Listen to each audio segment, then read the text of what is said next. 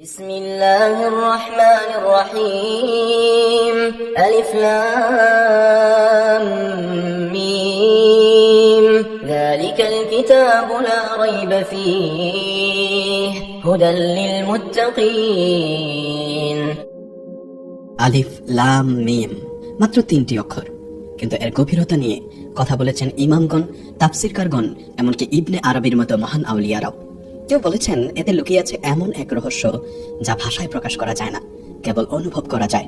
বলা হয় আসর ও মাগরিবের পরবর্তী সময়ে একটি অদৃশ্য দরজা খুলে যায়, আর সেই দরজার চাবি হলো সূরা বাকারা। এই সূরার ভেতরেই লুকিয়ে রয়েছে আয়াতুল কুরসি, যে আয়াত আসমান ও জমিনকে কাঁপিয়ে দেয়। রয়েছে আমানার রাসূল, মেরাজের রাতে প্রাপ্ত এক অতুলনীয় উপহার।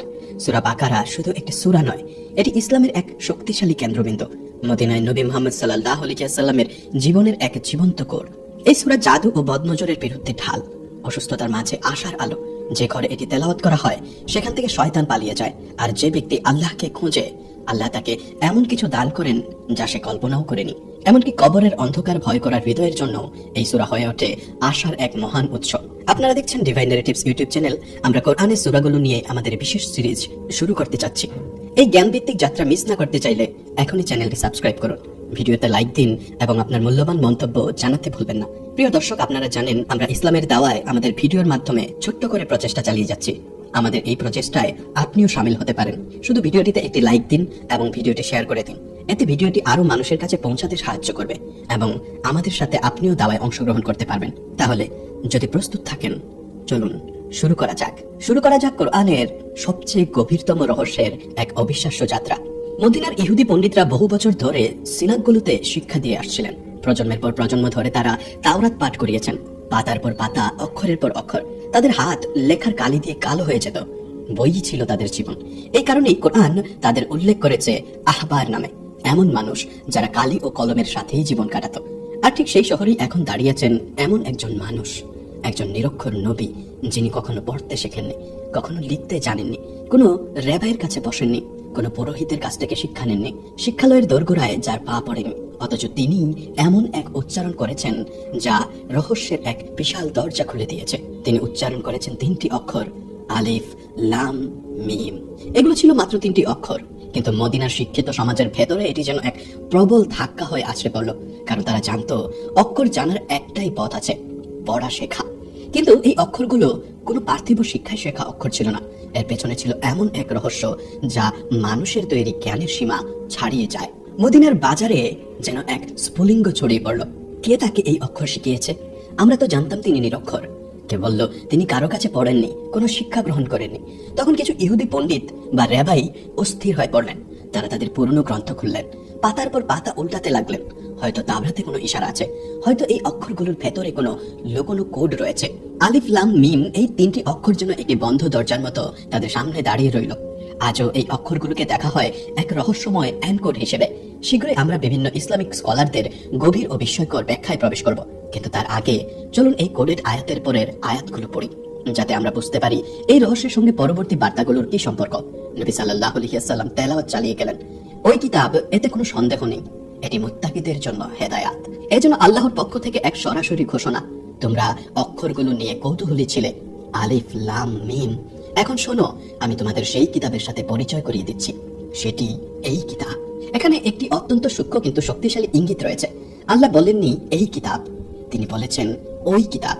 আরবি ভাষায় দূরত্বের শব্দ কখনোই এলোমেলো ভাবে ব্যবহৃত হয় না। কাছের কিছুর জন্য বলা হয় হাজা, অর্থাৎ এই, আর দূরের কিছুর জন্য বলা হয় জালিকা, অর্থাৎ ওই। এটি কেবল ব্যাকরণ নয়, এটি মানুষের মনের একটি চিত্র। আল্লাহ এই মানচিত্রটি শুরু থেকেই এঁকে দিয়েছেন। যা তোমরা এখন শুনছো তা তোমাদের কাছে একেবারেই নিকটে, কিন্তু যেখানে এই কিতাবটি আসলে সংরক্ষিত তা বহু দূরে। যদিও কোরআন এই মুহূর্তে মদিনার বাতাসে তেলাওয়াত হচ্ছে, ওই কিতাবটি আসলে রয়েছে লাউহে মাহফুজে, অপরিবর্তনীয়, মুছে ফেলা যাবে না, পুনরায় লেখা যাবে না, যেন চিরস্থায়ী ভাবে পাথরে খোদাই করা। এই মুহূর্তে শ্রোতাদের মনে একটি উপলব্ধি জন্ম নিতে পারে, এই কথা এলোমেলো নয়, এই শব্দগুলো কোনো মানুষের তৈরি নয়, এই বার্তা কোথাও থেকে এসেছে, আর আমরা এখনো কেবল শুরুতেই আছি। তারপর এলো আরেকটি ধাক্কা। নবী সাল্লাল্লাহু আলাইহি ওয়াসাল্লামের হাতে তখনও কোনো দৃশ্যমান কিতাব নেই। কেউ কখনো তাকে পড়তে দেখেননি, কারণ তিনি পড়তে পারতেন না। অথচ এখন তার ঠোঁট থেকে শব্দ প্রবাহিত হচ্ছিল, যেন তিনি কোনো অদৃশ্য কিতাব থেকেই পড়ছেন। আর সেই শব্দের গঠন, গভীরতা ও সৌন্দর্য এত মহৎ, এত পবিত্র, মদিনার সবচেয়ে শিক্ষিত মানুষরাও এমন ভাষায় কথা বলেননি। আরবরা তাদের ভাষা নিয়ে গর্ব করত, তারা তাদের কবিদের নিয়ে গর্ব করত, তারা তাদের শ্রেষ্ঠ বক্তাদের নিয়ে গর্ব করত। যে সুন্দর করে কথা বলতে পারতো না তাকে তারা তুচ্ছ জ্ঞান করত। কারণ প্রতিটি সমাজে একটি নীরব সত্য কাজ করে। প্রথমে প্রশ্ন ওঠে, কে ভালো জানে? আর ধীরে ধীরে সেই প্রশ্নই বদলে যায়, কে শাসন করে? যে জ্ঞানকে নিয়ন্ত্রণ করে, সে অর্থ নিয়ন্ত্রণ করে, সেই সমাজের নিয়ন্ত্রণ ধরে রাখে। আর ঠিক সেই সমাজেই একজন নিরক্ষর নবীর মুখ থেকে এমন এক কিতাব উচ্চারিত হচ্ছিল যা জ্ঞানের সমস্ত ভারসাম্যকে নাড়িয়ে দিচ্ছিল। সেদিন পর্যন্ত মদিনার জ্ঞান ছিল কিছু নির্দিষ্ট গোষ্ঠীর হাতে সীমাবদ্ধ, রাব্বী ও পণ্ডিতদের হাতে। কিন্তু কোরআন অবতীর্ণ হওয়ার প্রথম ধাপ থেকেই এক স্পষ্ট ঘোষণা এলো, এই কিতাবের কর্তৃত্ব তোমাদের হাতে নয়। এ কারণেই কোরআন কেবল কিতাব বলেই থেমে থাকেনি। যখন সে বলল এই কিতাবে কোনো সন্দেহ নেই, তখন আসলে আল্লাহ জানিয়ে দিলেন এই কিতাবের ভেতরেই সন্দেহ দূর করার ক্ষমতা নিহিত। এখন প্রশ্ন আসে, আয়াতের শেষে যাদের কথা বলা হয়েছে মুত্তাকিন, তারা কারা? বাংলায় আমরা সাধারণত মুত্তাকিদের জন্য হেদায়াত বাক্যটির অনুবাদ করি যারা নিজেদের রক্ষা করে বা যারা সতর্ক ও সচেতন থাকে তাদের। এই শব্দগুলো শুনে শ্রোতার হৃদয়ে এক সূক্ষ্ম টানাপোড়েন জন্ম নেয়। আমি কি মুত্তাকিদের একজন? আমি কি এই কিতাব থেকে কিছু গ্রহণ করতে পারবো? লক্ষ্য করার বিষয়, কোরআন এখানে এমন বলেনি যারা এখন নিজেদেরকে রক্ষা করছে, অর্থাৎ একটি সাময়িক আস্থার কথা, বরং মুত্তাকিন শব্দ ব্যবহার করে এটি একটি চিরন্তন গোষ্ঠীর দিকেই ইঙ্গিত করেছে। তারা অতীতেও ছিল, বর্তমানেও আছে এবং ভবিষ্যতেও থাকবে। এখানেই লুকিয়ে আছে এক গভীর আশার বার্তা। কারণ কিছু মানুষ হতাশ হয়ে ভাবে, ভালো মানুষ তো এক সময় ছিল, এখন আর নেই। কোরআন তার প্রথম পৃষ্ঠাতেই এই ধারণাকে ভেঙে দেয়। তাকওয়ার মানুষ কিয়ামত পর্যন্ত বিদ্যমান থাকবে। আরো গুরুত্বপূর্ণ বিষয় হলো, এখানে তাকওয়া বলতে কেবল একজন ধর্মপ্রাণ মুসলিমকে বোঝানো হয়নি। কোরআন যে দরজা খুলে দেয় তা অনেক বেশি প্রশস্ত। তাকওয়ার একটি স্তর ইমানের আগেও থাকতে পারে। এমন একজন মানুষ যে নিজেকে মন্দ থেকে রক্ষা করার চেষ্টা করে, মিথ্যা এড়িয়ে চলে, অন্যায় থেকে দূরে থাকে, যার হৃদয় এখনো সত্য ও পরিচ্ছন্নতার দিকে মুখ করে আছে, সেও এই সম্বোধনেরই অন্তর্ভুক্ত। এই কারণেই মদিনার কোরআন কেবল মুসলমানদের সাথেই কথা বলে না, এটি ইহুদি ও খ্রিস্টানদের সাথেও কথা বলে। কারণ তারাও শুনছে, বুঝছে এবং এই আহ্বানের ভেতরে রয়েছে। বাস্তবে যে কেউ মন্দ থেকে বাঁচতে চায়, যে সে খ্রিস্টান হোক, ইহুদি হোক, অজ্ঞেয়বাদী হোক বা নাস্তিক, যেই হোক না কেন, এই কিতাব তার জন্য হেদায়েতের দরজা খুলে দেয়। আমন্ত্রণ সবার জন্য। আল্লাহ মদিনার সমগ্র সমাজের সামনে এই দরজা খুলে দিয়েছেন এবং তা ছুড়ে দিয়েছেন সমগ্র বিশ্বের দিকে। নবী মুহাম্মদ সাল্লাল্লাহু আলাইহি ওয়াসাল্লাম তখনও মদিনায় নতুন ছিলেন, তবুও তার আগমনের সঙ্গে সঙ্গেই শহরটি এমন এক কাঠামো লাভ করেছিল যা আগে কখনো দেখেনি। মুসলিম, ইহুদি এবং আরব বহু ঈশ্বরবাদীরা একসাথে বসবাস করছিল। তাদের মধ্যে একটি সামাজিক ও প্রতিরক্ষামূলক চুক্তি প্রতিষ্ঠিত হয়েছিল মদিনাকে একসাথে রক্ষা করার জন্য। মুসলমানদের জন্য এটি ছিল সম্পূর্ণ নতুন জীবন। মক্কায় তারা ছিল একটি ক্ষুদ্র দল, নিপীড়িত, বিতাড়িত, সমাজের চোখে বিদ্রোহী কিংবা হুমকি। কিন্তু মদিনায় তারা একটি সম্প্রদায়ের রূপ নিল। মদিনার সীমানায় এক গভীর শান্তি প্রবেশ করল। ইসলাম গোত্রীয় সংঘাতের অবসান ঘটালো। আর এই শান্ত বহুধর্মীয় নতুন সামাজিক পরিবেশে সূরা বাকারার আয়াতগুলোতে ধীরে ধীরে অবতীর্ণ হতে শুরু করলো। এই সূরাটি নবী সাল্লাল্লাহু আলাইহি ওয়াসাল্লামের মদিনার জীবনের প্রায় পুরো সময় জুড়ে বিস্তৃত একটি সমাজ গঠনের কোরআনী দলিল হিসেবে। চলুন এবার আমরা সূরা বাকারার 3 নম্বর আয়াতের দিকে এগিয়ে যাই।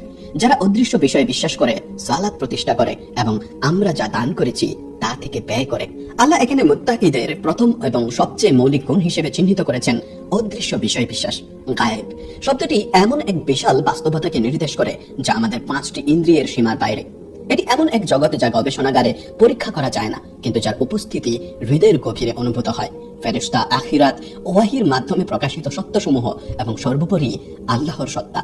যদি একজন মানুষ কেবল তাই বিশ্বাস করে যা সে চোখে দেখে বা হাতে ছুঁয়ে অনুভব করে, তবে সে তার জৈবিক সীমার মধ্যেই আবদ্ধ থেকে যায়। কিন্তু যে ব্যক্তি অদৃশ্য বিষয়ে বিশ্বাস করে, সে উপলব্ধি করে এই দৃশ্যমান মহাবিশ্ব কেবল একটি পাতলা আবরণ। প্রকৃত সত্য এই আবরণের আড়ালেই লুকিয়ে আছে। অদৃশ্য বিষয়ে বিশ্বাস মূলত বিশ্বাস ও আত্মসমর্পণের এক গভীর পরীক্ষা। যখন মদিনার প্রথম মুসলমানরা বদরের ধুলোমাখা প্রান্তরের দিকে অগ্রসর হয়েছিল, কিংবা যখন উহুদের যন্ত্রণায় তাদের হৃদয় কেঁপে উঠেছিল, তখন তারা কেবল চোখের সামনে থাকা শত্রুকেই দেখেনি। তারা অনুভব করেছিল পাশে থাকা অদৃশ্য সেনাবাহিনীকে এবং সামনে থাকা প্রতিশ্রুত জান্নাতকে। তাদের শক্তির উৎস ছিল এমন এক বাস্তবতা যা চোখে দেখা যায় না, কিন্তু হৃদয়ে অকাট্য সত্য হয়ে ধরা দেয়। এখানেই যুক্তির শেষ নয়, বরং এখান থেকেই শুরু হয় উচ্চতর যুক্তি। বিশ্বাসী তার সীমিত দৃষ্টির উপর নির্ভর করে না, সে ভরসা রাখে আল্লাহর অসীম জ্ঞানের উপর। এই বিশ্বাসী আধুনিক বিশ্বের অনিশ্চয়তা, অস্তিত্বগত শূন্যতা এবং অন্তর্দ্বন্দ্বের বিরুদ্ধে সবচেয়ে শক্তিশালী বর্ম হয়ে দাঁড়ায়। কিন্তু যদি অদৃশ্য বিষয়ে বিশ্বাস কেবল একটি মানসিক ধারণা হয়ে সীমাবদ্ধ থাকতো, তবে তা দর্শনের চেয়ে বেশি কিছু হতো না। তাই আল্লাহ এই বিমূর্ত বিশ্বাসকে সঙ্গে সঙ্গে একটি সুস্পষ্ট কর্মের মাধ্যমে সিলমোহর করে দেন এবং তারা সালাত প্রতিষ্ঠা করে।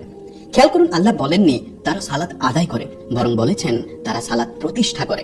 এখানে প্রতিষ্ঠা শব্দটি গভীর অর্থ বহন করে। এর অর্থ সালাতকে কেবল একটি আনুষ্ঠানিক ইবাদত হিসেবে নয়, বরং জীবনের কেন্দ্রে একটি কাঠামোর মতো স্থাপন করা। সালাত হল অদৃশ্য ও দৃশ্যমান জগতের মধ্যে নির্মিত এক জীবন্ত সেতু। যে ব্যক্তি অদৃশ্য বিষয়ে বিশ্বাস করে, সে প্রতিদিন 5 বার সেই অদৃশ্য সত্তার সামনে দাঁড়িয়ে নিজ বিশ্বাসকে বাস্তবে রূপ দেয়। এই পর্যায়ে এসে অদৃশ্য বিষয় আলোচনার সঙ্গে আলিফ লাম মিম এর অর্থের দিকে ফিরে তাকানো বিশেষভাবে প্রাসঙ্গিক। এই বিচ্ছিন্ন অক্ষরগুলো নিয়ে ইসলামী স্কলাররা শতাব্দীর পর শতাব্দী ধরে চিন্তা গবেষণা করেছেন। ইবনে আরাবী, ইবনে রাব্বানী সহ বহু মনীষী এ বিষয়ে গভীরভাবে আলোচনা করেছেন। এ নিয়ে 20টিরও বেশি ব্যাখ্যা পাওয়া যায়, যদিও অধিকাংশ মতামত কয়েকটি মূল ধারার চারপাশেই আবর্তিত। তবু এত দীর্ঘ আলোচনা ও চিন্তার পরেও এই অক্ষরগুলোর বিষয়ে কোনো একক সর্বসম্মত ব্যাখ্যা নেই। আর সম্ভবত এটিও কোরআনের একটি শিক্ষা। মানুষের জ্ঞান সীমাবদ্ধ, আর কিছু সত্য চিরকাল অদৃশ্যই থেকে যায়, যাতে বিশ্বাস বেঁচে থাকে এবং হৃদয় বিনয়ী হয়। তবে কিছু সাধারণ মত রয়েছে। প্রথম মত হলো, এই অক্ষরগুলোর প্রকৃত অর্থ কেবল আল্লাহই জানেন। এটি সবচেয়ে প্রাচীন এবং শক্তিশালী মতগুলোর একটি, যা সাহাবীদের যুগ থেকেই স্বীকৃত। আবু বকর রাদিয়াল্লাহু তাআলা আনহু, ওমর ইবনুল খাত্তাব রাদিয়াল্লাহু তাআলা আনহু এবং আলী ইবনে আবি তালিব রাদিয়াল্লাহু তাআলা আনহু এর প্রতি আরোপিত বর্ণনায় পাওয়া যায়, হরফে মুকাত্তাআত ব্যাখ্যা করার চেষ্টা না করে সেভাবেই গ্রহণ করা উচিত। অন্য কথায়, এগুলো এমন গায়েবী নিদর্শন যার অর্থ ইচ্ছাকৃতভাবেই গোপন রাখা হয়েছে। মানুষের সীমিত জ্ঞান এখানে থেমে যায়, আর সেখানেই শুরু হয় বিনয় ও আত্মসমর্পণ। দ্বিতীয় শক্তিশালী মত হলো, এই অক্ষরগুলো কোরআনের অলৌকিক প্রকৃতির প্রতি সরাসরি ইঙ্গিত করে। এই দৃষ্টিভঙ্গি অনুযায়ী আলিফ লাম ও মিম এগুলো কোনো রহস্যময় বা অপরিচিত চিহ্ন নয়, বরং সেগুলো সেই সাধারণ অক্ষর যেগুলো আরবরা প্রতিদিন ব্যবহার করত। কোরআন যেন শুরুতেই ঘোষণা দেয়, এই কিতাব তোমাদের পরিচিত অক্ষর দিয়েই গঠিত, তোমরা এগুলো জানো। এখন যদি পারো, এই একই অক্ষর ব্যবহার করে এর মতো একটি কিতাব তৈরি করো। এটি ছিল সরাসরি প্রকাশ্য একটি চ্যালেঞ্জ, আর এই চ্যালেঞ্জ আজও অমীমাংসিত অবস্থায় রয়ে গেছে। তৃতীয় পদ্ধতি, এই মত অনুযায়ী অক্ষরগুলো প্রতীকী বা ইঙ্গিতপূর্ণ অর্থ বহন করে। কিছু পণ্ডিত আলিফকে আল্লাহর একত্বের প্রতীক হিসেবে দেখেছেন, লামকে গায়েবী সম্বোধনের সঙ্গে এবং মিমকে সৃষ্টি জগতের সঙ্গে সংযুক্ত করেছেন। কেউ কেউ এমনকি বলেছেন, শেষ মিম মুহাম্মদ সাল্লাল্লাহু আলাইহি ওয়াসাল্লামের নামের দিকেও ইঙ্গিত করে। এই ব্যাখ্যাগুলো মূলত তাসাউফি ও ইশারি পাঠ হিসেবে বিবেচিত হয়। এই ধারায় আমরা ইবনে আরবীর মতো মনীষীদের গভীর অন্তর্দৃষ্টি সম্পন্ন ব্যাখ্যা দেখতে পাই। যদিও এগুলো আক্ষরিক তাফসির নয়, তবুও বহু ইসলামিক স্কলার এগুলোকে বৈধ ও মূল্যবান আধ্যাত্মিক উপলব্ধি হিসেবে গ্রহণ করেছেন। এই দৃষ্টিভঙ্গি অনুযায়ী হরফে মুকাত্তাআত সূরাগুলোর নাম বা পরিচয় চিহ্ন হিসেবে ব্যবহৃত হয়েছে। কিছু পণ্ডিত বলেছেন, আলিফ লাম মিম একটি গায়েবী চিহ্ন, যা সূরা বাকারা ও সূরা আল ইমরানের মতো সূরাগুলোকে পৃথকভাবে চিহ্নিত করে। এই ব্যাখ্যাটি ব্যবহারিক ও সরল হলেও অধিকাংশ পণ্ডিতের মতে এটি একাই যথেষ্ট ব্যাখ্যা হতে পারে না। পঞ্চম মত হলো, এই মত ভাষা ও উচ্চারণের বৈশিষ্ট্যের উপর জোর দেয়। সাধারণত অক্ষরগুলো এক এক করে উচ্চারণ করা হয় না। এটাই প্রমাণ করেছে কোরআন তার প্রথম শব্দ থেকেই ঘোষণা দিচ্ছে, আমি কোনো সাধারণ লেখা নই।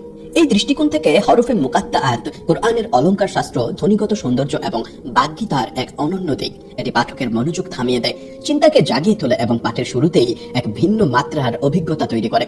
কোরআনে ব্যবহৃত হরফে মুকাত্তাআত মোট 14টি ভিন্ন অক্ষর নিয়ে গঠিত। অধিকাংশ ক্লাসিক্যাল পণ্ডিতরা মনে করেন এই সংখ্যা মোটেও এলোমেলো নয়, বরং এটি একটি সচেতন ও অর্থবহ নির্বাচন। আরবি বর্ণমালায় মোট 28টি অক্ষর রয়েছে। হরফে মুকাত্তাআত ঠিক তার অর্ধেক। অনেক আলেম মনে করেন এটি ভারসাম্য ও পরিমিতির দিকে ইঙ্গিত করে। কোরআন যেন বলছে, বর্ণমালার অর্ধেকই যথেষ্ট এবং একটি অলৌকিক গ্রন্থ রচনা করার জন্য এর বেশি কিছুর প্রয়োজন নেই।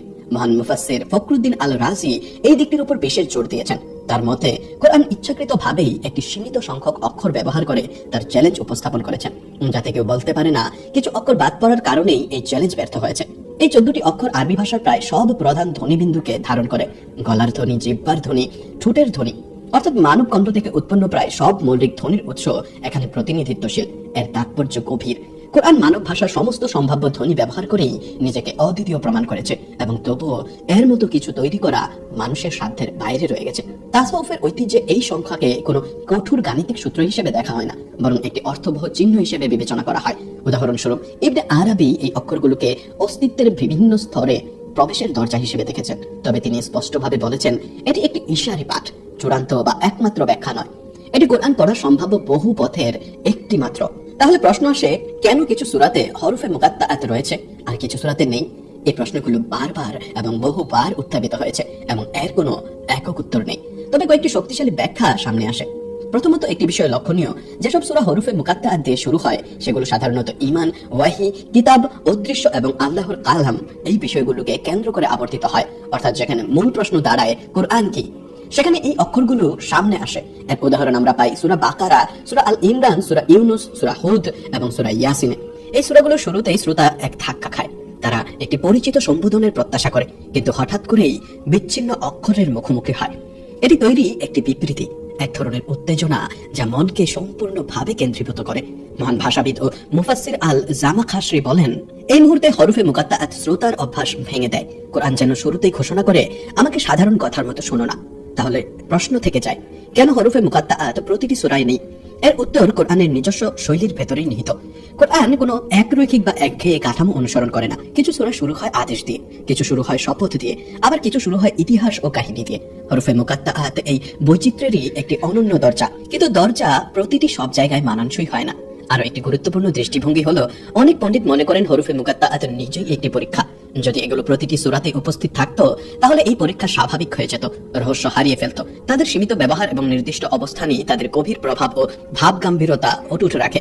সুতরাং সাধারণ বোঝাপড়া দাঁড়ায় এই যে, হরফে মুকাত্তাআত যেখানে প্রয়োজন সেখানেই ব্যবহৃত হয়েছে, আর যেখানে নেই সেখানে কোনো ঘাটতি নেই, বরং সেখানে রয়েছে এক ভিন্ন বুদ্ধিদীপ্ত সূচনা যা সেই সূরার উদ্দেশ্যের সঙ্গে অধিক সামঞ্জস্যপূর্ণ।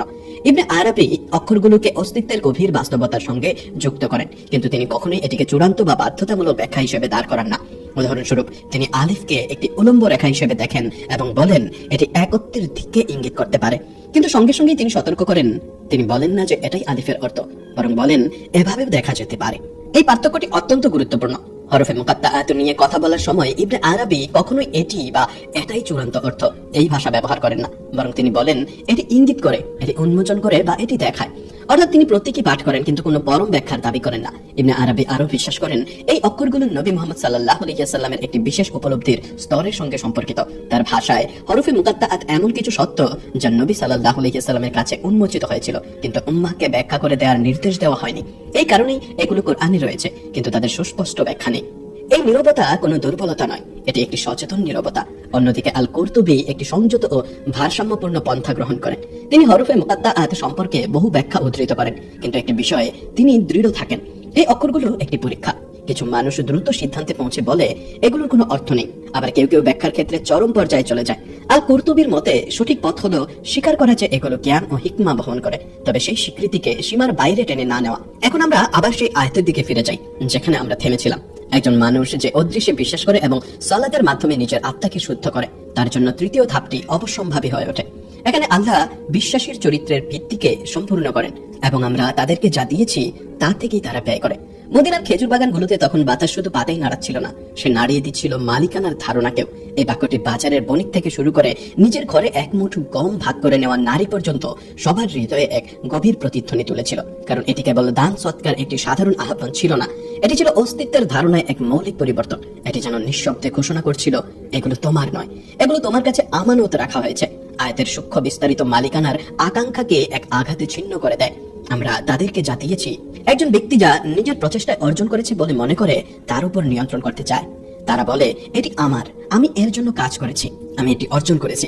কিন্তু ওয়াহি এসে তাদের স্মরণ করিয়ে দেয়, যিনি শক্তি দেন, যিনি পৃথিবীকে উৎপন্ন করেন, যিনি বুদ্ধিমত্তা দেন এবং যিনি সেই সম্পদ তোমার হাতে তুলে দেন, তিনিই আল্লাহ। তুমি কেবল একজন বিতরণকারী। মদিনার সমাজকে এই সত্যটি গভীরভাবে অনুভব করতে হয়েছিল, কারণ তাদের সামনে ছিল মহান পরীক্ষা, বদর, উহুদ, খন্দক। শহরকে রক্ষা করতে হতো, সেনাবাহিনীকে সজ্জিত করতে হতো, ক্ষুধার্তদের খাওয়ানো হতো। যদি আমার সম্পদের চিৎকার উঠতো তাহলে সেই সমাজ ভেঙে পড়তো। ইউতফিকুন শব্দের অর্থ একটি পথ খোলা, কিছু প্রবাহিত হতে দেওয়া। বিশ্বাসে একটি চ্যানেল হওয়ার জন্য নির্ধারিত বাঁধ নয়। স্থির জল নোংরা হয়, প্রবাহিত জল জীবন দেয়। দান করা আসলে অদৃশ্য বিষয়ে বিশ্বাসের চেয়ে স্পষ্ট পরীক্ষা। একজন ব্যক্তি যে অদৃশ্য স্রষ্টায় বিশ্বাস দাবি করে অথচ তার হাতে থাকা দৃশ্যমান সম্পদ থেকে দিতে অস্বীকার করে, সে তার সেই দাবির দুর্বলতা প্রকাশ করে। শয়তান কানে ফিসফিস করে, যদি তুমি দাও তাহলে তোমার কমে যাবে, যদি তুমি দাও তাহলে তুমি দরিদ্র হয়ে যাবে। আল্লাহ এর বিপরীতের প্রতিশ্রুতি দেন, যদি তুমি দাও তাহলে তোমার বৃদ্ধি পাবে। সেই সন্ধ্যায় মদিনার রাস্তার লোকেরা তাদের সম্পত্তিকে ভিন্নভাবে দেখতে শুরু করলো। ধনী ইহুদি বণিকদের সঞ্চিত সোনা এবং মুসলমানদের ভাগ করে নেওয়া খেজুরের মধ্যে পার্থক্য কেবল পরিমাণের পার্থক্য ছিল না, এটি ছিল আত্মার পার্থক্য। একজন সঞ্চয় করে নিরাপত্তা খুঁজত, অন্যজন ভাগ করে আল্লাহর নিরাপত্তা লাভ করত। আল্লাহ সালাতের মাধ্যমে সেবকের সাথে তার সংযোগ স্থাপন করার পর উলম্ব বন্ধন তিনি দানের মাধ্যমে সমাজের সাথে সংযোগ স্থাপন করেন, অনুভূমিক বন্ধন। যে কাঁধগুলি সালাতে আল্লাহর সামনে সমানভাবে দাঁড়িয়ে ছিল, এখন দানের মাধ্যমে একে অপরের প্রতি সমর্থন জোগালো। আর এটি শুধু অর্থের মধ্যেই সীমাবদ্ধ ছিল না, জ্ঞান দান করা, সময় দান করা, হাসি দান করা, তোমার যা আছে তার একটি অংশ নিয়ে সমগ্রের সাথে যোগ করা। মদিনার আর কেবল একটি শহর ছিল না, এটি একটি জীবন্ত সত্তায় পরিণত হয়েছিল, যেখানে প্রতিটি অংশ অন্যকে পুষ্ট করার জন্য প্রোগ্রাম করা হয়েছিল। এটি ছিল মাদানী কোরআনের অনন্য বুনন, আদর্শগুলিকে রাস্তায় নিয়ে আসা। কিন্তু এই নতুন সমাজের আরো একটি অপরিহার্য গুণ প্রয়োজন ছিল। এটি কেবল এখন প্রদত্ত ওয়াহির প্রতি নয়, বরং গভীর ইতিহাস থেকে আসা মহান শৃঙ্খলের প্রতিও শ্রদ্ধাশীল হতে হতো। কারণ ইসলাম কোনো বিচ্ছিন্নতা ছিল না, এটি ছিল এক শক্তিশালী ধারাবাহিকতা। সেই মহান শৃঙ্খলের গ্রন্থিগুলো কিভাবে একত্রিত হবে? পরের আয়াতে, আর যারা বিশ্বাস করে তোমার প্রতি যা অবতীর্ণ হয়েছে এবং তোমার পূর্বে যা অবতীর্ণ হয়েছে এবং আখিরাতে তারা দৃঢ় বিশ্বাসী। সময় এবং ওয়াহির শৃঙ্খল মদিনার সেই শীতল তারা ভরা রাতে মসজিদে নববী থেকে ওঠা কণ্ঠস্বর কেবল আরব উপদ্বীপের সাথে কথা বলছিল না, এটি মানবতার সমগ্র প্রাচীন স্মৃতিকে আলিঙ্গন করছিল। আল্লাহর এই নতুন সম্প্রদায়ের পরিচয় গড়ে তোলার সময় তাদেরকে কোনো শিকড়হীন মানুষ হিসেবে তৈরি করেননি, বরং তিনি তাদেরকে মানব ইতিহাসের সবচেয়ে মহৎ শৃঙ্খলের সাথে যুক্ত করেছিলেন। তারা বিশ্বাস করে যা পূর্বে অবতীর্ণ হয়েছিল এবং যা এখন অবতীর্ণ হচ্ছে। এই আয়াতটি মদিনার সামাজিক কাঠামোতে এক শক্তিশালী প্রভাব ফেলেছিল। একটু ভাবুন, একদিকে ছিল আহলে কিতাব, যারা তাদের হাতে থাকা তাওরাত ও ইনজিল নিয়ে গর্ব করত। তারা মুসলমানদেরকে নিরক্ষর মরুবাসী হিসেবে দেখত, যাদের কোনো গভীর ওয়াহির ঐতিহ্য ছিল না। অন্যদিকে মুসলমানরা কেবল তাদের প্রতি অবতীর্ণ ওয়াহির উপরই মনোনিবেশ করা একটি দল হয়ে উঠতে পারত। কিন্তু কোরআন এই সংকীর্ণ দৃষ্টিভঙ্গির অনুমতি দেয়নি। বিশ্বাসীকে সংজ্ঞায়িত করার সময় কোরআন একটি গভীর বুদ্ধিবৃত্তিক ও আধ্যাত্মিক উন্মুক্ততা দাবি করেছিল। একজন মুসলমান কেবল মুহাম্মদ সাল্লাল্লাহু আলাইহি সাল্লামের প্রতি অবতীর্ণ বিষয়ের উপরই ঈমান সীমিত রাখতে পারত না। একজন মুসলমানকে ইব্রাহিম আলাইহিস সালামের জন্য আগুনের শীতলতা, মুসা আলাইহিস সালামের সাগরের বিভক্তকারী লাঠি এবং ঈসা আলাইহিস সালামের জীবন দানকারী নিঃশ্বাসে বিশ্বাস করতে হতো। তাদের সবার প্রতি শান্তি বর্ষিত হোক। এটি ছিল স্পষ্ট ঘোষণা, ইসলাম কোনো নতুন ধর্ম নয়, এটি এক চিরন্তন সত্যের শেষ যোগসূত্র। মদিনার একজন বিশ্বাসী নিজেকে নূহ আলাইহিস সালামের একই জাহাজে, ইউসুফ আলাইহিস সালামের একই কূপে এবং সুলাইমান আলাইহিস সালামের একই মহানুভবতায় অনুভব করতে পারত। এই সচেতনতা মুসলমানকে সংকীর্ণ গোত্রীয় চিন্তা ভাবনা থেকে মুক্ত করে একটি সার্বজনীন ইতিহাসের উত্তরাধিকারী করে তুলেছিল। মদিনার আহবার কালি দিয়ে দাগিয়ে রাখা পণ্ডিতরা তাদের বইগুলোকে মালিকানার বস্তুতে পরিণত করেছিল। তাদের কাছে সত্য কেবল তাদের হাতেই ছিল। কোরআন এই দাবিকে চূর্ণ করে দিয়েছে। আল্লাহ ওয়াহিকে প্রতিদ্বন্দ্বী সত্যে বিভক্ত করা প্রত্যাখ্যান করেছেন। তিনি তাদের স্মরণ করিয়ে দিয়েছেন যে সমস্ত ওয়াহি একই উৎস থেকে আসে, একই শিক্ষক আল্লাহর কাছ থেকে। তোমার পূর্বে যা অবতীর্ণ হয়েছিল তাতে বিশ্বাস স্থাপন কর। এই শর্তটি মুসলমানদেরকে গভীর শ্রদ্ধা ও অন্তর্ভুক্তির অনুভূতি দিয়েছে।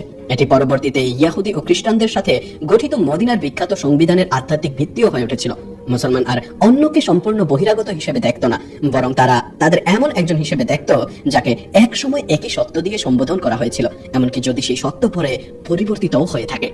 এবং এই আয়াতের মাধ্যমে কোরআন মুসলমানকে ঐশ্বরিক হেদায়েতের দীর্ঘ অবিচ্ছিন্ন গল্পের মধ্যে দৃঢ়ভাবে স্থাপন করেছে। আজকের দৃষ্টিকোণ থেকে এই আয়াতটি একটি অত্যন্ত শক্তিশালী বার্তা বহন করে, বিশেষ করে আমাদের ভাই ও বোনদের জন্য যারা অমুসলিম দেশে বসবাস করেন এবং ইহুদি ও খ্রিস্টান সম্প্রদায়ের সাথে। এটি সহনশীলতা ও সংলাপের দ্বার উন্মুক্ত করে দেয়, কারণ আমাদের উৎস একই। ইতিহাসে বিকৃতি ঘটতে পারে, তবে একটি বিষয় কখনো ভুলে যাওয়া উচিত নয়, সারমর্মে ফিরে আসা আল্লাহর দ্বারা সরাসরি করা একটি প্রতিশ্রুতি।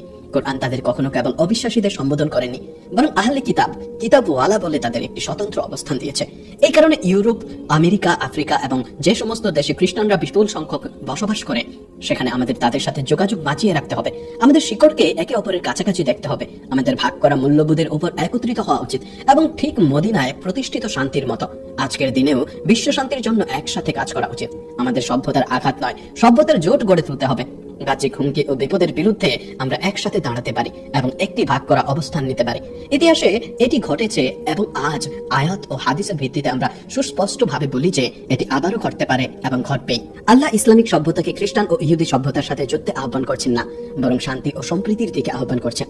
অবশ্যই এটি শর্তহীন নয়, এটিকে মৌলিক সার্বজনীন মানবাধিকার ও স্বাধীনতার উপর একমত হওয়া এবং মদিনায় প্রতিষ্ঠিত মডেলের উপর একটি ভারসাম্যপূর্ণ মডেল অর্জন করা উচিত, যা ভাগ করা মানবীয় মূল্যবোধের উপর ভিত্তি করে তৈরি।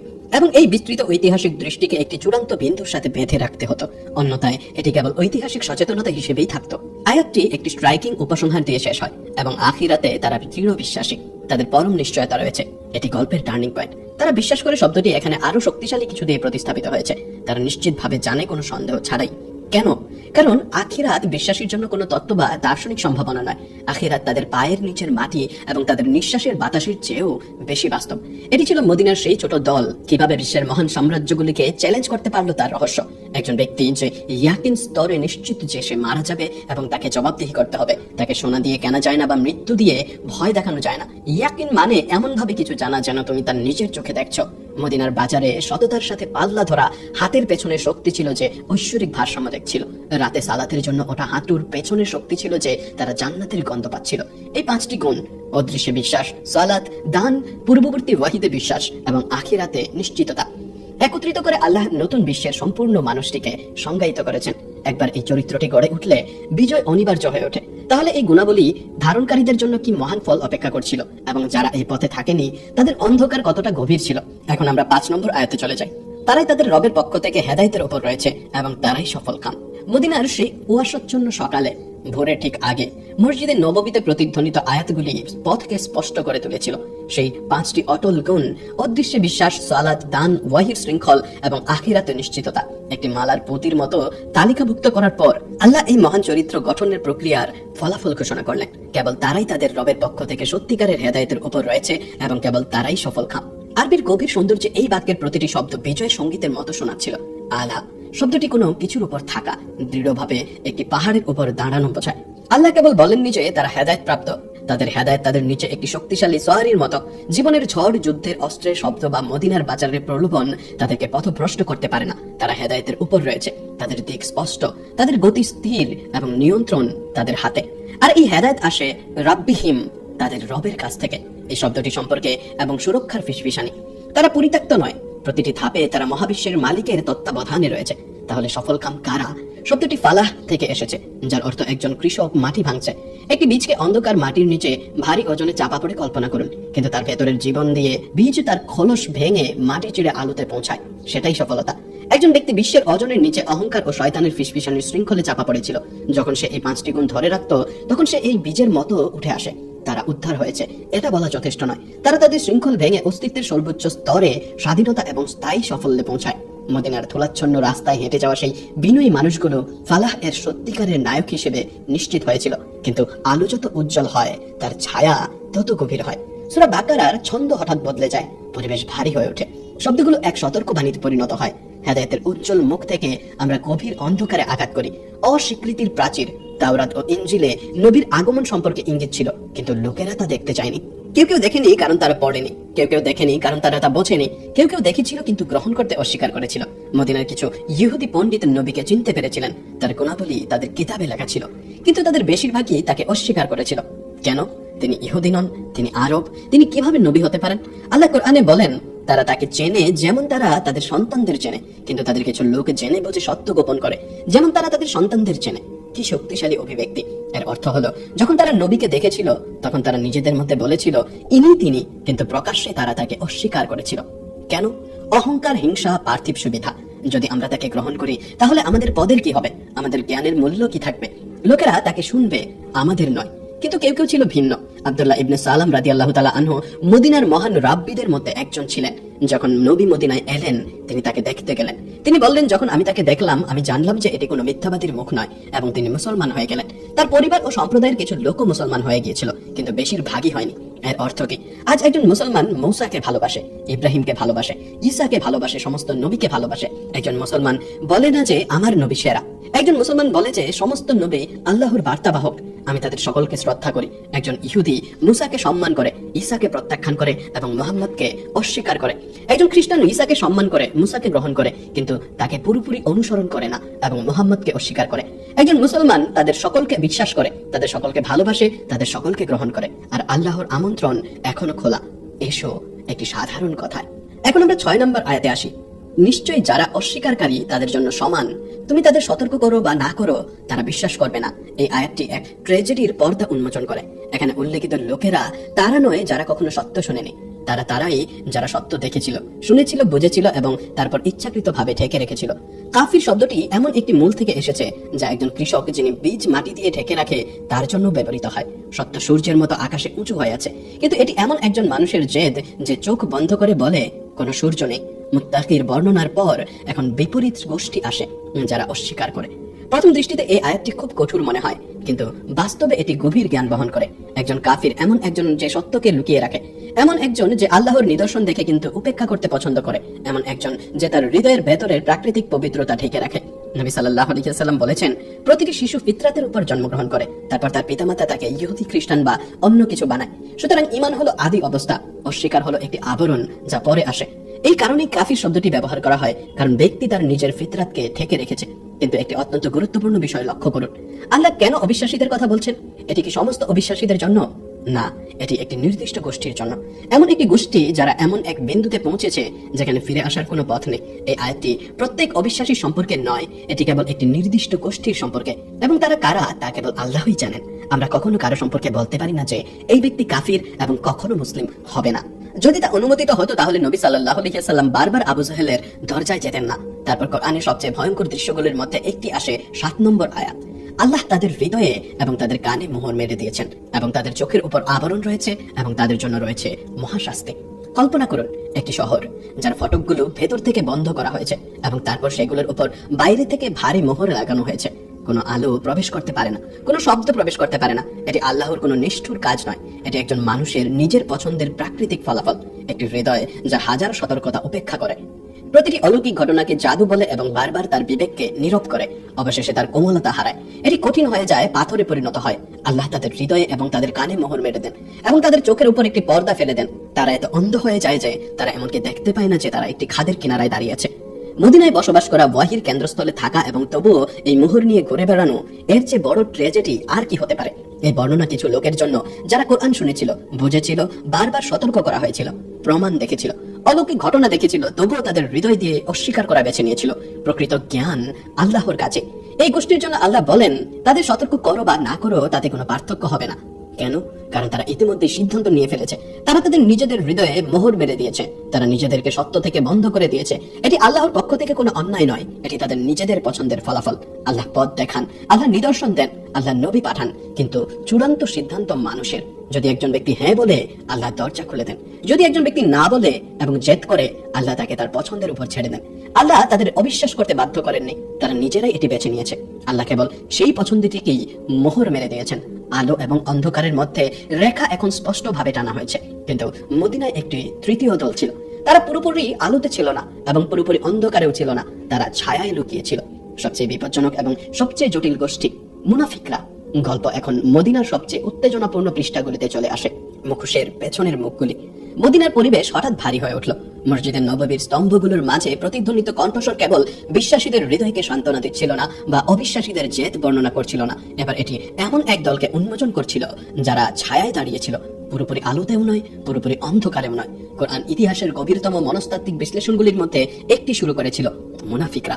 বিশ্বাসীদের জন্য মাত্র 5টি আয়াত অবতীর্ণ হয়েছিল, অবিশ্বাসীদের জন্য মাত্র 2টি আয়াত। কিন্তু এই মুখোশ পরা গোষ্ঠীর জন্য 13টি আয়াত জুড়ে এক চমকপ্রদ বিশ্লেষণ শুরু হয়েছিল। আর মানুষের মধ্যে এমনও আছে যারা বলে, আমরা আল্লাহ এবং আখিরাতের দিবসে বিশ্বাস করি, কিন্তু তারা বিশ্বাসী নয়। কল্পনা করুন মদিনার বাজার। একজন লোক সালাতের সময় প্রথম সারিতে দাঁড়িয়ে আছে, তার কণ্ঠস্বর হয়তো অন্যদের চেয়ে জোরে, কিন্তু তার চোখ জনতার দিকে স্ক্যান করছে এবং তার হৃদয় একটি ক্যালকুলেটরের মতো কাজ করছে। এই দলের সাথে থাকা কি লাভজনক? মক্কার লোকেরা জিতলে কি হবে? মুহাম্মদ সাল্লাল্লাহু আলাইহি ওয়াসাল্লাম হেরে গেলে কি হবে? এই লোকেরা ঈমানকে আত্মসমর্পণ হিসেবে দেখতো না, তারা এটিকে একটি বীমা পলিসি হিসেবে দেখতো। তারা তাদের কথা দিয়ে একটি দুর্গ তৈরি করেছিল, কিন্তু তারা কখনো এর ভেতরে প্রবেশ করেনি। আল্লাহ এই মিথ্যা দাবিকে এক আঘাতে ধ্বংস করে দিলেন। তারা বিশ্বাসী নয়। এটি ছিল এক ঐশ্বরিক উন্মোচন। মুখোশ প্রথম বাক্যেই খুলে পড়ে গেল। আল্লাহকে ধোঁকা দেওয়ার চেষ্টা। তারপর আসে 9 নম্বর আয়াত, এই দুঃখজনক এবং প্রায় হাস্যকর প্রচেষ্টার বর্ণনা। তারা আল্লাহ এবং মুমিনদের সাথে প্রতারণা করার চেষ্টা করে, কিন্তু তারা কেবল নিজেদেরকেই প্রতারণা করে এবং তারা তা উপলব্ধি করে না। দৃশ্য এখন সত্যিই অন্ধকারাচ্ছন্ন হয়ে ওঠে। কোরআন বিশ্বাসীদের সংক্ষিপ্তভাবে বর্ণনা করেছে, অবিশ্বাসীদের আরো সংক্ষিপ্তভাবে বর্ণনা করেছে। কিন্তু যখন এই তৃতীয় গোষ্ঠীর কথা আসে, তখন এটি থেমে যায়, ধীর হয়ে যায়, বিস্তারিত বর্ণনায় যায়। কেন? কারণ এই গোষ্ঠীটি সবচেয়ে বিপজ্জনক। তারা স্পষ্টভাবে বাইরে নেই, তারা দরজায় দাঁড়িয়ে নেই, তারা ভেতরে আছে বলে মনে হয়। যখন তাদের বর্ণনা করা প্রথম আয়াতটি অবতীর্ণ হয়েছিল, তখন মনে হয়েছিল যেন মদিনায় বরফ পড়েছে। কারণ এই লোকেরা মুশরিক ছিল না, তারা ইহুদি বা খ্রিস্টান ছিল না। এরা ছিল এমন লোক যারা নিজেদেরকে মুসলিম বলতো। কিন্তু কোরআন একটি বিষয় খুব স্পষ্ট করে দেয়, এটি কথা দেখে না, এটি হৃদয় থেকে। এই লোকেরা নিম্নলিখিত কাজ করেছিল। তারা ইমানের ভাষা শিখেছিল, তারা বিশ্বাসীদের আচরণ অনুকরণ করেছিল, তারা সঠিক বাক্যগুলো মুখস্থ করেছিল, কিন্তু তাদের হৃদয় কখনো দিক পরিবর্তন করেনি। আর এখানেই কোরআন তাদের স্তর পর স্তর উন্মোচন করতে শুরু করে। এটি একটি ছোট শিশুর মতো ছিল যে তার চোখ বন্ধ করে ভাবে কেউ তাকে দেখতে পাচ্ছে না। মুনাফিকরা ভেবেছিল যে তারা মহাবিশ্বের মালিককে ধোঁকা দিতে পারবে। আল্লাহকে ধোঁকা দেওয়ার চেষ্টা করা যেন একটি গ্লাস দিয়ে সমুদ্রকে লোকানোর চেষ্টা করার মতোই হাস্যকর। কিন্তু আসল ট্র্যাজেডি ছিল এটি, তারা কেবল নিজেদেরকেই ধোঁকা দিচ্ছিল। তারা তাদের নিজেদের মিথ্যার ফাঁদে নিজেরাই আটকা পড়েছিল। তারা যে ফাঁদ পেতেছিল তাদের নিজেই আটকা পড়েছিল। তারা এমনকি তা উপলব্ধিও করতে পারছিল না। একটি ক্যান্সার কোষের মতো তারা যে শরীরে বসবাস করছিল তা ধ্বংস করার চেষ্টা করার সময় তারা আসলে তাদের নিজেদের জীবনের উৎস ধ্বংস করছিল। তারা এটি কেন করছিল? উত্তরটি সহজ। তাদের অন্তরে রয়েছে ব্যাধি। এটি ছিল সন্দেহ ও কপটতার এক ব্যাধি যা একটি ভাইরাসের মতো ছড়িয়ে পড়েছিল। আর আল্লাহ এই ব্যাধি বৃদ্ধি করেছিলেন, কারণ প্রতিটি মিথ্যা আরেকটি মিথ্যার জন্ম দেয় এবং প্রতিটি নকল অবস্থান হৃদয়কে আরো অন্ধকার করে তোলে। মদিনার উত্তেজনাপূর্ণ পরিবেশে মুনাফিকদের নেতা আব্দুল্লাহ ইবনে উবাইয়ের ফিসফিসানি অন্ধকার কোণগুলোতে প্রতিধ্বনিত হচ্ছিল। তাদের জন্য এক বেদনাদায়ক শাস্তি প্রস্তুত করা হয়েছিল। কেন? কেবল এই কারণে নয় যে তারা বিশ্বাস করেনি, বরং এই কারণে যে তারা মিথ্যা কথা বলেছিল। আব্দুল্লাহ ইবনে উবাইয়ের পরিকল্পনা ব্যর্থ হয়েছিল। সে রাজা হতে পারেনি, ক্ষমতা অর্জন করতে পারেনি। তাহলে সে কি করলো? সে প্রকাশ্যে মুসলমানদের বিরোধিতা করতে পারেনি, কারণ বেশিরভাগ লোকই ইতিমধ্যেই মুসলিম হয়ে গিয়েছিল। তাই সে অন্য পথ বেছে নিল। সে বলল যে সে মুসলিম, কিন্তু ভেতরে তার বিদ্বেষকে বাঁচিয়ে রেখেছিল। এটি কপটতার মূল। মর্যাদা হারানো, ক্ষমতা হারানো, ব্যক্তিগত সুবিধা হারানো। সে মসজিদে আসে, বলে আলহামদুলিল্লাহ আমি মুসলমান। সে সালাত আদায় করে, সিয়াম পালন করে, কখনো কখনো সদকা দেয়। কিন্তু কেন সে এটি করে? আল্লাহর জন্য না, দেখানোর জন্য যাতে লোকেরা তাকে সন্দেহ না করে। কোরআনের অন্য এক জায়গায় আল্লাহ মুনাফিকদের সম্পর্কে বলেন, যখন তারা সালাতের জন্য দাঁড়ায় তখন অলস ভাবে দাঁড়ায়। তারা লোকদেরকে দেখায় এবং আল্লাহকে খুবই কম স্মরণ করে। সুতরাং তারা সালাত আদায় করে, কিন্তু কিভাবে তারা সালাত আদায় করে? আকাঙ্ক্ষা ছাড়া, হৃদয় ছাড়া, বাধ্যতাকরণ ছাড়া। কেন তারা সালাত আদায় করে? আল্লাহর জন্য না, যাতে লোকেরা তাদের দেখবে। এটি মুনাফিকদের পার্থক্য। বাহ্যিকভাবে বিশ্বাসী এবং অভ্যন্তরীণ ভাবে নয়। ইসলামী সমাজ সততার উপর প্রতিষ্ঠিত হয়েছিল। যারা এই দালানের ভিত্তি স্তরগুলোতে মিথ্যার বিস্ফোরক স্থাপন করে তারা সবচেয়ে শক্তিশালী সতর্কতার সম্মুখীন হয়। এটি অজ্ঞতা নয়, এটি জ্ঞানের অভাব নয়, এটি এমনকি সাধারণ সন্দেহ নয়, এটি উভয় দিকে খেলা করার ইচ্ছা। মদিনায় এটি খুব সাধারণ ছিল। একদিকে মুসলমানরা শক্তিশালী হচ্ছিল, অন্যদিকে মক্কা তখনও একটি হুমকি ছিল। ইহুদিরা ছিল, রাজনৈতিক ভারসাম্য ছিল এবং ক্ষমতার দ্বন্দ্ব ছিল। কিছু লোক ভেবেছিল, চলো অপেক্ষা করি, যার ক্ষমতা থাকবে আমরা তার সাথে দাঁড়াবো, চলো প্রতিটি দরজা খোলা রাখি। এখানেই কপটতার জন্ম হয়। কপটতা কেবল একটি বিশ্বাসের সমস্যা নয়, এটি প্রথমে একটি চরিত্রের সমস্যা। এই কারণেই কোরআন এই গোষ্ঠীকে দীর্ঘতম উপায়ে বর্ণনা করে, কারণ তারা কেবল নিজেদেরই ক্ষতি করে না, তারা ধীরে ধীরে সমাজকে ভেতর থেকে পচিয়ে তোলে। তারপর কোরআন এক অত্যন্ত চমকপ্রদ রূপক নিয়ে আসে। তাদের উদাহরণ এমন যেমন একজন আগুন জ্বালায়। দৃশ্যটি কল্পনা করুন, একটি অন্ধকার মরুভূমি, একদল লোক হারিয়ে গেছে। কেউ আগুন জ্বালায়, আগুন জ্বলছে, সবকিছু দৃশ্যমান হয়ে ওঠে, সবাই নিরাপদ বোধ করে, এবং তারপর হঠাৎ আগুন নিভে যায় এবং আগের চেয়েও গভীর অন্ধকার নেমে আসে। কোরআন বলে এই লোকেরা এমনই। তারা আলোর একটি মুহূর্ত অনুভব করে, নৈকট্যের একটি মুহূর্ত, নিরাপত্তার একটি মুহূর্ত, তারপর তারা পিছিয়ে যায় এবং অন্ধকার আরো গভীর হয়ে ওঠে। এখানে কোরআন একটি অত্যন্ত সূক্ষ্ম বিষয় স্পর্শ করে। ইমানকে স্পর্শ করা কিন্তু আত্মসমর্পণ না করা একজন ব্যক্তিকে আর অন্ধকার করে তুলতে পারে, কারণ এখন তারা আর বলতে পারে না যে আমি জানতাম না। এবং কোরআন তাদের এভাবে বর্ণনা করে, তারা বধির, মুখ ও অন্ধ, কিন্তু আবারও একটি শারীরিক নয়, এটি একটি নির্বাচিত অন্ধত্ব। তারা যা শুনতে চায় না তা শোনে না, তারা যা বলা উচিত তা বলে না, তারা যা দেখতে চায় তা দেখে না। তারপর আসে সবচেয়ে চমকপ্রদ বাক্য, তারা ফিরে আসে না। এটি কোনো ইমানের ঘোষণা নয়, এটি একটি অবস্থার বর্ণনা। তারা ফিরে আসে না কারণ তারা ফিরে আসতে চায় না। এখানে কোরআন একটি অত্যন্ত গুরুত্বপূর্ণ বিষয় শেখায়। সবচেয়ে বিপজ্জনক ব্যক্তি উন্মুক্ত কাফির নয়, সবচেয়ে বিপজ্জনক ব্যক্তি সে যে নিজেকে মুখোমুখি হতে অস্বীকার করে। এবং এখন সূরা বাকারার উদ্বোধনী দৃশ্য সম্পূর্ণ হয়েছে। তিনটি দল, তিনটি মনোভাব, ভাগ্যের তিনটি পথ। যখন তাদের বলা হয় পৃথিবীতে বিশৃঙ্খলা সৃষ্টি করো না, তাদের উত্তর একই প্রতিরক্ষা, যা আমরা আজও শুনি। আমরা কেবল সংস্কারক, আমরা বিষয়গুলো ঠিক করছি। এই লোকেরা যারা সংঘাতকে উস্কে দিয়েছিল, বিশৃঙ্খলা ছড়িয়ে দিয়েছিল এবং সমাজের স্নায়ু নিয়ে খেলা করেছিল, তারা নিজেদেরকে শান্তিরক্ষক এবং আধুনিকতাবাদী হিসেবে উপস্থাপন করেছিল, আর আল্লাহর চূড়ান্ত বিন্দুটি স্থাপন করলেন। তারাই নিজেরাই বিশৃঙ্খলা সৃষ্টিকারী, কিন্তু তারা তা উপলব্ধি করে না। সেই রাতে মদিনায় পর্দা একে একে উঠছিল। মুনাফিকদের চতুর হাসি কোরআনের ধারালো আয়াতগুলোর সামনে জমে গিয়েছিল, কিন্তু গল্প শেষ হয়নি। মুনাফিকদের আসল ট্র্যাজেডি আরো গভীর হবে যখন তারা বিশ্বাসীদের বোকা বলতে শুরু করবে।